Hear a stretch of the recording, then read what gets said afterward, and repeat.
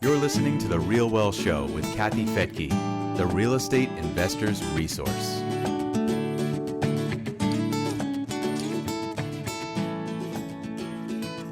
This is the 20-year anniversary of Real Wealth. So it makes sense to bring my co-founder, Rich Fettke, onto the show. So Rich, welcome back to the Real Wealth Show. Thank you. Stoked to be here. Ready for this.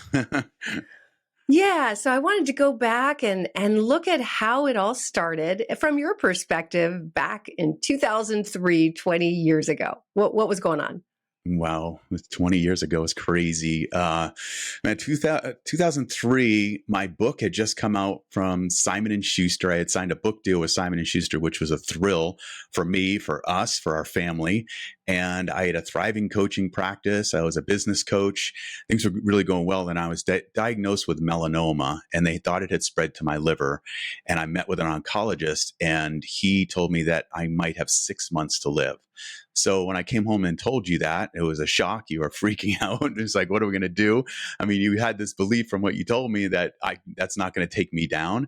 But at the same time, you're like, okay, if it does, I need to do something here. And you wanted to be prepared. So you sought out mentors and guests you had a small radio show at the time that was focused on coaching things about all areas of life. And you really pivoted in a smart way to be like, I want to find out how people make money. And so that turned you on to learning about real estate investing. You had a real estate mortgage broker on your show. You ended up partnering with him, and that led us to really learn about real estate investing. And then we got the good news that it was a misdiagnosis, that they call it a false positive. The melanoma had not spread to my liver like they thought. I had a PET scan that showed that I was cancer-free, and that was the blessing, but that curse that seemed like so scary and everything was the blessing that actually got us into real estate investing. So that's really was the origin of Real Wealth. The start of it was you and me learning how to invest in real estate, and then people wanted to find out how we did that. Yeah, and I was absolutely mind blown because my co-host, the mortgage broker who ended up sponsoring the show, just opened my eyes to all the things that hopefully we're opening other people's eyes to, which is the tax benefits. I remember back then in 2003 and all the years prior, we would dread April. It's just like, oh my gosh, every year we'd make more money, or more money went to the IRS, and we weren't expecting that. And we weren't prepared for that. And it would wipe us out for a few months trying to make up for that. So all of a sudden I'm interviewing, guests and CPAs, finding out there's another way, and that you can get massive tax benefits by investing and providing housing. So that was a big one. And then the asset protection and the leverage. I was learning how, we thought we had to wait to invest and that you had to be rich already. And then we found out, no, there's this thing called leverage. The bank will lend you money. You don't even have to put that much down. And especially do you remember that? Like you were always wanting to invest, but you thought we had to wait. Yeah. I mean, you and I met in a personal development workshop, and they had us write our eulogies, which I thought was a really cool thing. Actually, our obituaries. So how old we were when we died and what we had done in our lives, very obituary-like. And I remember writing in that, and that was in 95 when you and I met. I wrote, Rich Fettke dies at 108 years old. He was a successful real estate investor, businessman. And so it's like, I don't know where the real estate investing came from. I think we just inspired by Arnold, who was my idol for so many years. It's like, he invest in real estate. I'm going to someday too, when I'm a millionaire. Oh, that's so great. So we learned, and it was a little bit easier back then because I ended up becoming a mortgage broker thanks to my co-host. And at the time, you could get an unlimited number of investor loans with no money down. Can you even imagine going back to those days? Yeah, we would make a lot more of it today. Yeah. Yeah. So, I was the broker. We could go find some properties and not even have to put any money down on those. So we started out, kind of looking at California once we learned all the benefits of real estate, whether you're flipping, whether you're house hacking, like we actually had been doing, meaning you rent out rooms in your house. We rented out an office space below the house and an in-law unit that was kind of separate. And that had been income for us. But then it was like, how do we buy something in California? It's so expensive. That's when we had Robert Kiyosaki on the show about 2005, 2004 or so. And he explained, no, you got to get out of California, get into Texas, where values have not gone out of control. In fact, it's undervalued there because salaries were going up faster than home prices, which was not happening everywhere else. So we ended up buying 5 properties in one trip to Dallas, Texas, that actually cash flowed, and we started to understand the power of it. Yeah. And then we had people, friends and family and people listening to your radio show saying, and how are you living in San Francisco Bay Area and investing in Dallas, Texas? It's like, how does this work? So I think that was the real impetus to really start helping people learn how to do it. And that was the birth of the Real Wealth Network, as we called it at the time. Yeah, our phones just started to ring off the hook with people who wanted to understand how we did it. I get access to the teams that we use, the property managers we use, the agents, the insurance companies, all the things that would just make it so much easier if someone could just give you the team that they're using that's been, successful for them.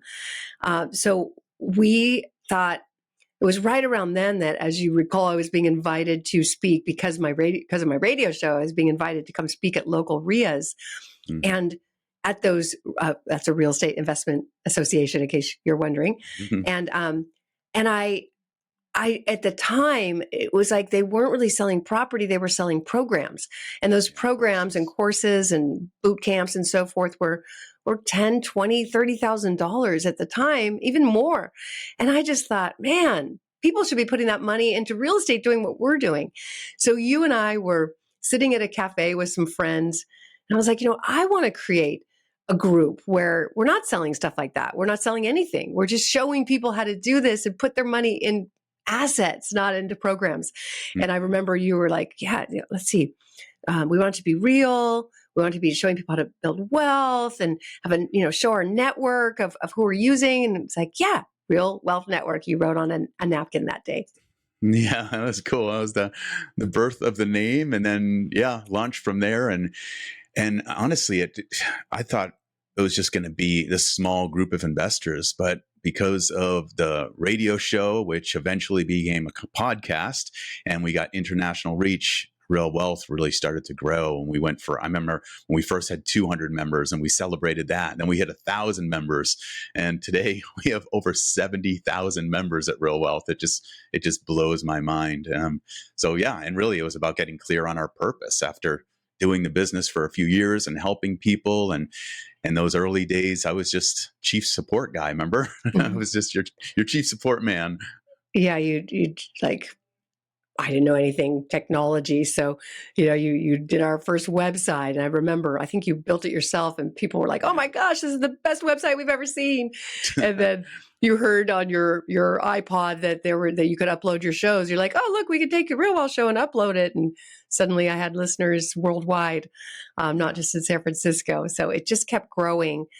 And I'm so grateful that in those early days, I was able to interview people that were willing to share their information without selling anything. And like I said, one of those people was Robert Kiyosaki. And because of his guidance in teaching me the 3 fundamentals then in 2004 that we still use today, which was look for the job growth, look for population growth, and look where it's still affordable for the average person to live. Because you can cash flow, you could buy something at the right price, it cash flows, but that something big is happening in the area. There's growth happening, which means, all the tides raise all ships. So you're cash flowing, but your values are going to go up as well. And that is what we've carried through with us for 20 years now. Is like, where are those hot markets? Where are they growing? Where are people moving? And where can you still get deals and that cash flow so that you can take advantage of both cash flow and growth? And here we are, with 15 different markets? Yeah. I think we're in 15 different markets, and mostly on the East Coast and in the South and Southeast. Those are the main markets because that's where it makes sense. But I think a lot of people don't realize that in those early days, you were the one making it happen. You were jumping on planes, you were flying out to the markets, you were doing market analysis, you were looking at how many jobs were going, how many people were moving there. You were meeting with property managers, you were looking at properties, like you were doing it all. I was in the background doing the technology stuff, but you were out there making it happen. And now we have a full team of 20 employees who do a lot of that work. But, basically you train them to take over and do those things. So we're in a lot different place today than we were back then when you were constantly on the road trying to make it happen. And I think we went to a mastermind group where they had us do an org chart. And at the time, you just basically put every single job that you do on what would be a normal job chart, organizational chart. Yeah. And it was your face, my face on every single job. I think we had, Kelly was our bookkeeper. So we at least had that, our first employee. And then, an assistant, someone who would help us with the events. That was Maggie. And Kathy Copeland, if you remember, she was a real estate agent who helped with investment counseling and answering the phones and helping guide people. But we were just doing everything else. And and that's when, you really brought in your business skills to help us replace ourselves to where we could bring in people, better than us at these different jobs. And I'm just so proud of our team today. Yeah, me too. And, and back then also, I think it was probably about 2012, 2013, we went to a master class, a whole business course. It was a weekend workshop, and it was all about learning what is that core purpose? What's your business about? What makes you different? And we walked out of there with crystal clear clarity around our purpose. And we just came away and said, we help people create real wealth. And so we defined it. We're like, real wealth is more than just about money. It's about when people have the money to live life on their own terms, then they're better parents, they're better humans, they show up better and they have better lives. So that became our purpose, was really about how can we help as many people as we can. Actually, our mission became, how can we help 50,000 people create real wealth? And so we said, if we can get 50,000 members at Real Wealth and help them improve their financial intelligence and get into cash flowing properties and grow their wealth, then we're accomplishing our mission. And I'm proud to say we accomplished that mission. It took us till 2000 to be able to do, what was it, 2020, right? Yeah, 2020, we hit our 50,000 member mark. So it's pretty cool. Yeah, it's been an incredible journey. I'm extremely grateful. And there's even more to look forward to. I know a lot of people are maybe scared of the unknown. And I got to say, over 20 years, there's been a lot of unknowns. We went through the greatest housing recession since the Great Depression together, after we had already helped hundreds of people build portfolios out of state and cash flowing growth markets. And then the housing market just collapses. And to be able to see that their properties did just fine during that. Right. It was such a shock. Like, oh my gosh, this actually works. People still want to live in these homes. They still want to pay to live in these homes. And actually, because so many people lost their homes during the foreclosure crisis, there were more renters. And so we actually saw our members' rents go up and their income go up. So then, 10 years later, 2020, it happens again. And there's another crazy recession based, on a pandemic that shut down the world economy. And the same thing, we're like, oh my gosh, now we've got thousands of people who have built portfolios nationwide. How are they going to survive this? And sure enough, it was the same thing. People continued to pay their rent. People wanted to still live indoors. And we discovered that, wow, this method of picking the right markets and the right in areas where there is growth. Every single city has an area that's growing faster than other parts of the city. So kind of getting ahead of that path of progress, we just discovered really helps through good times and bad. And we've been through enough of them to see that it does. It works. Yeah, absolutely. And there's so much learning, man, in the last 20 years. And, and things have changed so much in the last 20 years as far as technology. Now you can go online and you can look at properties, in any market. You can look up properties and say, what markets are strong and all that stuff. And so things have shifted a lot and from the way we started. And the difference is a lot of people now can do it. They can go out and find an investment property. They can buy up that turnkey rental that they claim or whatever it is. But the difference that I've seen and what people always come up to me is like, what makes you guys different? What do you do different at Real Wealth? Is that we have these experienced property teams that we work with that have been in their markets. They understand their markets. They understand how to rehab a property to get it rent ready or to do a new build that is going to fit their investor profile. So it's really hard to invest out of state if you don't have boots on the ground who really know their market and know what they're doing. So I think that's the huge differentiator. And I'm most proud of at Real Wealth is that we found these teams, and some of them we've been working with for over a decade. So I think that's a huge difference between just trying to do it on your own and search properties online and try to find something and hope that you're getting something good from a good property team compared to really having a network and a tribe. And that's what we've built. We built a tribe of members who support each other and understand, and we educate. And we built a tribe of property teams and brokers that know what they're doing and have the right kind of properties. And are really loyal to us and loyal to our members.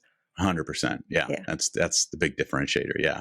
So, I mean, that's what I'm excited about our event, that we're doing this 20th anniversary celebration in October.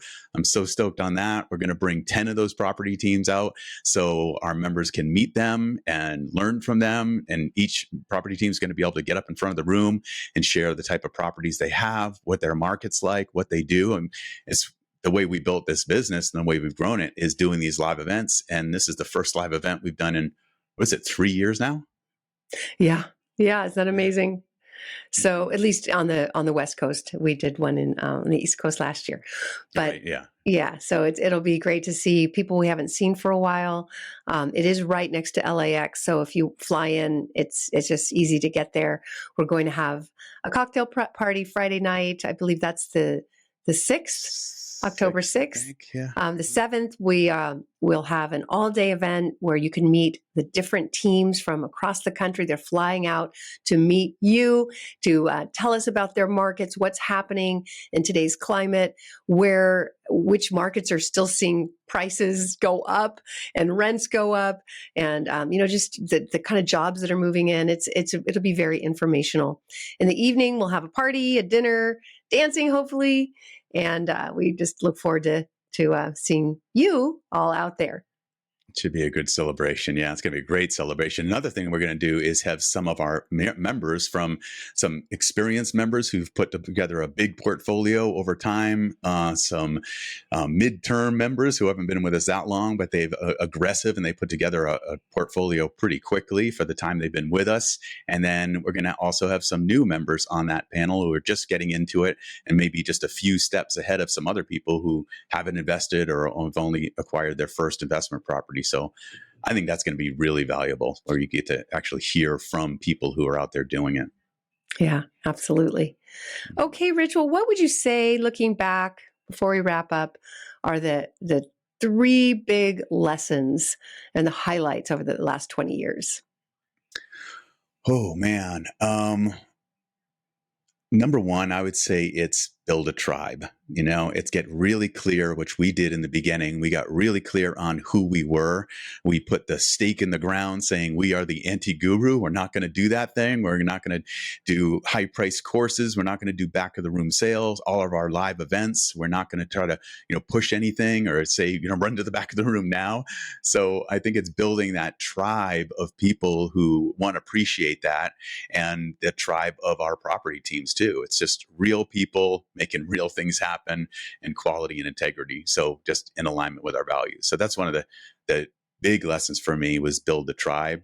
And then I'm just going to do 2 because these are the ones that stand out for me. The second one, so I don't take too much mic time, is just about the purpose. When we got clear on our purpose about helping people create real wealth and expanding that purpose into donating 10% of all our profits from real estate transactions to charities that change the world, that was for our team, for me, for you. There was just all of a sudden there was this interesting alignment where we just went zoom, like we came together, and it was like felt so purpose driven as a business. And now we're closing in on $1 million to be able to donate to these charities.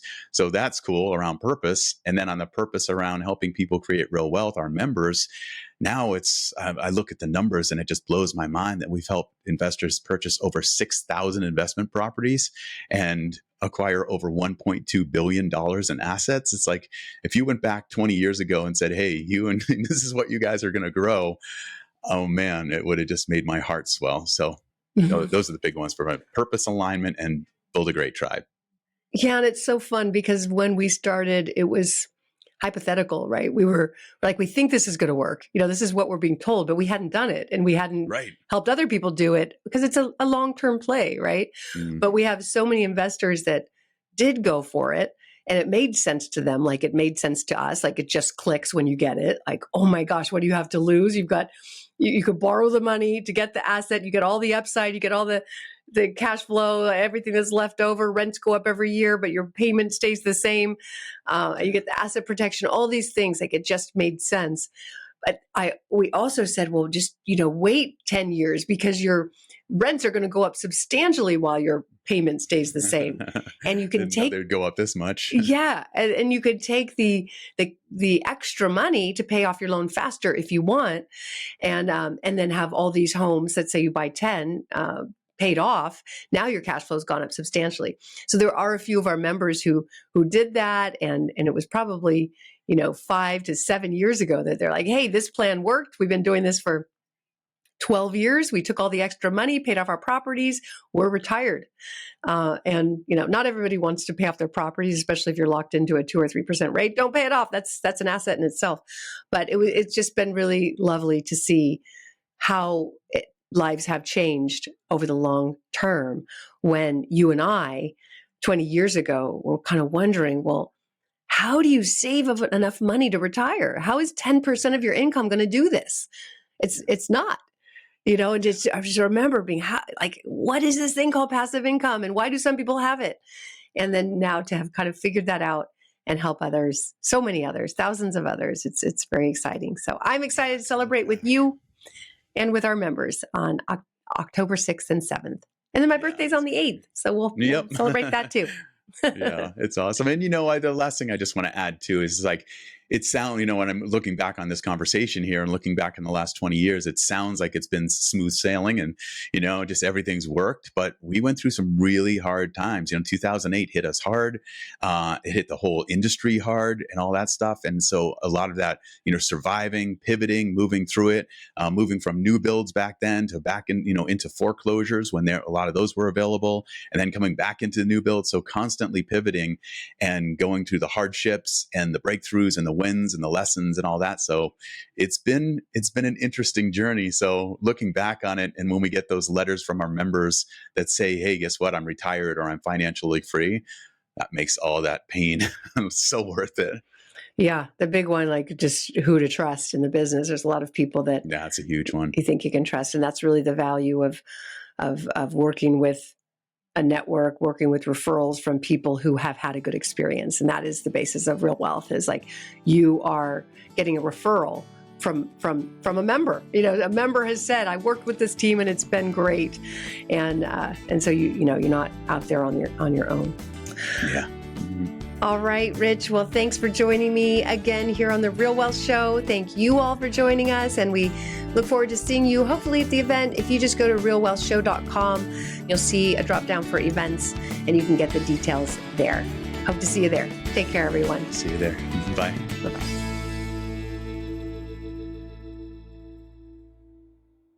The views and opinions expressed in this podcast are provided for informational purposes only and should not be construed as an offer to buy or sell any securities or to make or consider any investment or course of action. For more information, go to realwealthshow.com.